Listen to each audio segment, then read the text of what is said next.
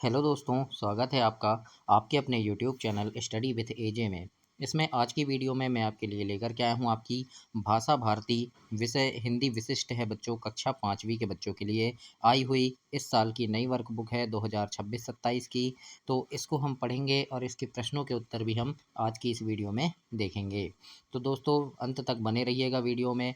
और पहला पाठ है आपका पुष्प की अभिलाषा पाठ 1। तो इसके बारे में हम जानेंगे और इसके जितने भी प्रश्न उत्तर हैं, सही जोड़ी मिलाने वाले प्रश्न हैं, जो भी प्रश्न आपकी पाठ्य पुस्तक में दिए हैं, सारी चीज़ें हम देखेंगे।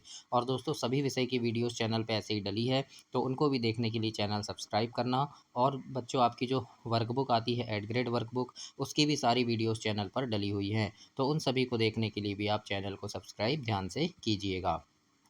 आज की इस वीडियो में हम देखेंगे पुष्प की अभिलाषा। इस पाठ को आपको बहुत अच्छे से पढ़ना है बच्चों। चाह नहीं मैं सुरबाला के गहनों में गुथा जाऊं, चाह नहीं प्रेमी माला में बिंद प्यारी को ललचाऊं। है ना, मतलब कवि ऐसा कह रहा है कि मैं सुरबाला के गहनों में भी नहीं गुथना चाहता हूँ और चाह नहीं प्रेमी माला में बिंद प्यारी को ललचाऊं, मतलब जो दूल्हा दुल्हन होते हैं कि उनके भी जो मालाएं होती है जयमाला वाली, तो उसमें भी मैं नहीं गुथना चाहता। चाह नहीं सम्राटों के सौ पर हे हरि डाला जाऊं, मतलब जो अ, चाह नहीं सम्राटों के सौ पर, मतलब राजा महाराजाओं की जब मृत्यु हो जाती है तो उनके सौ पर हम फूल चढ़ाते हैं, तो वहाँ भी मैं नहीं चढ़ना चाहता। है ना। और चाह नहीं देवों के सिर पर चढ़ूं भाग्य पर इठलाऊं, मतलब मुझे भगवान के शरीर पर भी मत चढ़ाओ, ऐसा पुष्प कह रहा है। फिर कह रहा है कि मुझे तोड़ लेना वनमाली उस पथ पर तुम देना फेंक, मातृभूमि पर शीस चढ़ाने जिस पथ जाए वीर अनेक। है ना, अगर आप बोलो तो मैं इसका, जैसे कोई भी कविताएं रहती है ना, अगर आप कमेंट बॉक्स में कमेंट करके बताइएगा कि अगर मैं आपको इसका जो अर्थ है वो लिख कर दूं, तो मैं आपको एक पेज में लिख कर भी वीडियो के साथ में ही दे दूंगा। है ना, तो आप मुझे कमेंट करके बताइएगा कि अगर आपको वैसा चाहिए तो मैं वैसा भी इसमें दे दूंगा। और बच्चों इसके कवि हैं माखनलाल चतुर्वेदी, तो ये याद रखिएगा, कभी कभी कवि का नाम भी पूछता है। अब जो इसके अभ्यास प्रश्न है बच्चों वो हम करेंगे, बोध प्रश्न देखेंगे कि कैसे आपको इनके प्रश्नों के उत्तर लिखना है। जैसे पहला प्रश्न पूछा है निम्नांकित शब्दों के अर्थ शब्दकोश से खोजकर लिखना है। तो जैसे सुरबाला मतलब क्या होता है, देवकन्या होता है। बिंद यानी पिरोना या फिर बांधना। सम्राट यानी राजा। और इठलाना मतलब इतराना। पथ यानी रास्ता, शीश यानी सिर, और शव यानी लाश या पार्थिव शरीर। तो इस प्रकार से आप इनके अर्थ ऐसे लिखेंगे और अपनी वर्कबुक में, अपनी पाठ्य पुस्तक में ऐसे कंप्लीट करेंगे बच्चों। अब आगे हम देखेंगे निम्नलिखित प्रश्नों के उत्तर आपको देना है। जैसे पहला प्रश्न पूछा है देवों के सिर पर चढ़ने के बाद पुष्प के कौन से भाव व्यक्त होते हैं। इसी प्रकार से 4 प्रश्न हैं, तो इनके उत्तर हम देखते हैं कि किस प्रकार से इनके उत्तर आपको लिखना है। जैसे पहला प्रश्न आपसे पूछा है कि देवों के सिर पर चढ़ने के बाद पुष्प के कौन कौन से भाव व्यक्त होते हैं, तो इसके उत्तर में आप लिख सकते हैं कि देवों के सिर पर चढ़ने के बाद पुष्प में गर्व और आत्मसंतोष के भाव उत्पन्न होते हैं या व्यक्त होते हैं। इस प्रकार से आपको इनके प्रश्नों के उत्तर ऐसे लिखना है बच्चों। ख नंबर का प्रश्न है पुष्प वनमाली से क्या कह रहा है। तो इसके उत्तर में हम लिखेंगे पुष्प वनमाली से कह रहा है कि उसे तोड़कर उस रास्ते पर फेंकने के लिए कह रहा है कि जिस रास्ते पर देश पर बलिदान होने वाले वीर सैनिक गुजरते हैं। तो इस प्रकार से आप प्रश्न क और ख का उत्तर ऐसे लिखेंगे बच्चों। इसके बाद ग नंबर का प्रश्न देखते हैं और प्रश्न नंबर ग में पूछा है पुष्प अपनी राष्ट्रीय भावना किस प्रकार व्यक्त करना चाहता है। तो इसमें हम लिखेंगे कि उत्तर में लिखेंगे कि वह देश के वीरों के मार्ग में बिछकर उनके बलिदान में सहायक बने और मातृभूमि के लिए समर्पित हो जाए। इस प्रकार से पुष्प अपनी राष्ट्रीय भावना व्यक्त करना चाहता है। अगला प्रश्न है पुष्प ने कहाँ कहाँ नहीं चढ़ने की इच्छा व्यक्त की है। तो इसमें हम लिखेंगे कि पुष्प ने सुरबाला के गहनों में गुथे जाने, प्रेमियों की माला में बनने, सम्राटों के शव पर चढ़ने और देवों के सिर पर चढ़ने से मना किया है। इस प्रकार से आप पूरे प्रश्नों के उत्तर ऐसे लिखेंगे और अपनी कॉपी में भी इसे नोट कर सकते हैं। है ना, तो ऐसे आपको इसे कंप्लीट करना है बच्चों। इसके बाद हम आगे देखेंगे कि यहाँ पर एक कविता आपके लिए दी गई थी। इसी पेज में प्रश्न नंबर 3 देखते हैं। इसमें लिखा है निम्नलिखित पंक्तियों को पढ़कर नीचे लिखे प्रश्नों के उत्तर आपको देना है। पेज नंबर 2 में देखिएगा, ये लिखा है प्रश्न नंबर 3 और इसमें लिखा है कविता की पंक्ति हैं कि मुझे तोड़ लेना वनमाली, उस पथ पर तुम देना फेंक, मातृभूमि पर शीश चढ़ाने जिस पथ जाएं वीर अनेक। इस प्रकार से ये कविता की पंक्ति है। तो इसके जो प्रश्न हैं, प्रश्न के उत्तर हमें लिखना है। तो प्रश्न इसमें पूछा है, कविता के कवि का नाम बताइए। तो कवि का नाम क्या है? माखनलाल चतुर्वेदी है। यह कविता किस पाठ्य पुस्तक से ली गई है, उसका नाम लिखना है। तो ये जो पाठ्य पुस्तक है आपकी क्या है? भाषा भारती है ना। तो भाषा भारती पाठ्य पुस्तक से ली गई है, तो ऐसे हम इसमें लिखेंगे। तीसरे में पूछा है ग नंबर में, इस कविता के पाठ का नाम यानी शीर्षक क्या है। तो शीर्षक क्या है मतलब पाठ का नाम क्या है?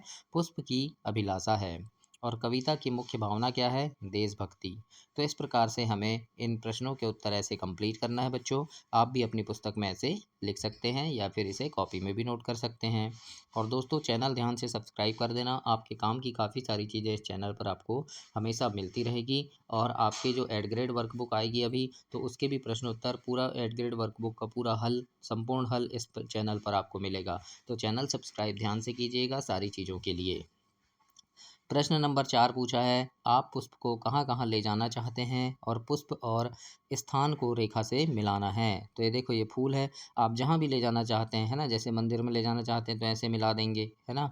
और तस्वीर में ले जाना चाहेंगे तो ऐसे मिला देंगे, है ना। रंगोली में ले जाना चाहोगे, है ना, रंगोली में ले जाना चाहेंगे तो हम इस प्रकार से ऐसे मिलाएंगे इसको। तो सैनिकों के पथ में ले जाना है तो हमें ऐसे ले जाके यहाँ से ऐसे मिलाएंगे। तो ऐसे आपको मिलान करना है, आप जहाँ भी लेकर जाना चाहें। इसके बाद है बच्चों भाषा अध्ययन। भाषा अध्ययन में प्रश्न यहाँ पहला है कि निम्नलिखित शब्दों के उच्चारण कीजिए और उन्हें वाक्यों में प्रयोग कीजिए। तो इनके उच्चारण करना है, जैसे सुरबाला लिखा है तो इससे एक वाक्य बनाना है, ये आपको कॉपी में करना है बच्चों। तो हम लिख सकते हैं कि पुष्प सुरबाला के गहनों में नहीं गुथना चाहता है ना। फिर इसी प्रकार सम्राट लिखा है तो इससे एक वाक्य बना देंगे कि पुष्प सम्राट के सौ पर नहीं चढ़ना चाहता। तो इस प्रकार से आप इसे कंप्लीट करेंगे। प्रश्न दूसरा है, लिखा है दिए गए शब्दों के पर्यायवाची शब्द चौखाने में से छांटकर लिखना है। तो यहाँ पर पर्यायवाची शब्द दिए हैं, बहुत सारे शब्द हैं, तो इनमें से छांटना है आपको कि कौन सा शब्द किसके साथ मिलेगा। जैसे पानी, तो पानी का पर्यायवाची क्या हो जाएगा? नीर हो जाएगा और जल हो जाएगा। तो ये दो चीज़ हम यहाँ लिख दिए, जल और नीर। इसी प्रकार पृथ्वी का क्या हो जाएगा? तो पृथ्वी का हो जाएगा बच्चों वसुधा। और क्या हो जाएगा? भू हो जाएगा, है ना। तो यहाँ पर हमने लिख दिए भू, धरा या वसुधा। पुष्प फूल का क्या हो जाएगा? पुष्प और सुमन हो जाएगा, है ना।